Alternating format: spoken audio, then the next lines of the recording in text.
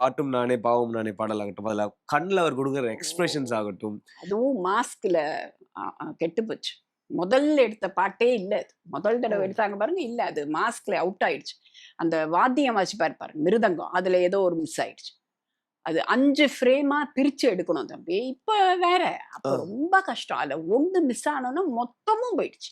அச்சச்சோ! மொத்தமும் போய் திருப்பி எடுத்தாங்க. திருப்பி சலிக்கவே இல்ல. அவரும் சலிக்கல, யாருமே சலிக்கல. நமக்கும் பார்த்த நம்ம கண்களும் சலிப்பே இல்ல. எத்தன தடவ வேணாலும் பார்க்கலாம்.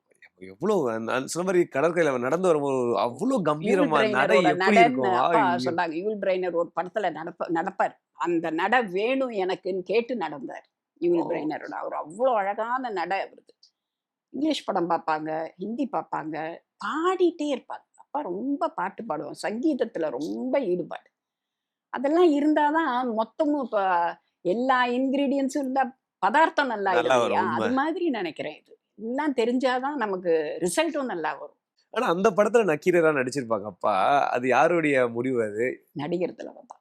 அவர் தான் இன்சிஸ்ட் பண்ணாராம். நீங்க தான் அந்த வேஷம் போடணும். வேற யாரும் ரொம்ப சொல்லி தான் அப்பா ஒத்துக்கிட்டாங்க. அவங்க மனசுல 2, 3 பேர் இருந்தது. அவங்களுக்கு அது இவருக்கு அது எடுபடல. நீங்க நடிங்க. அது பாருங்க அது ஜம்முன்னு இருக்கும்னு சொல்லி தான். இந்த மாரி கதைகள்லாம் தம்பி நீங்க திருவிளையாடல்ல ஒரு பாட்டு இருக்கும்.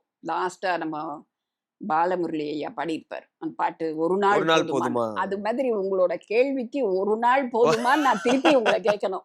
இப்படி கதைகள் எல்லாம் சொல்றதுக்கு 1 நாள் பத்தவே பத்தாது. அது பாட்டுக்கு போயிட்டு ஞாபகம் வர வர போயிட்டே இருக்கும். வந்துகிட்டே இருக்கும். ஏன்னா அதான்.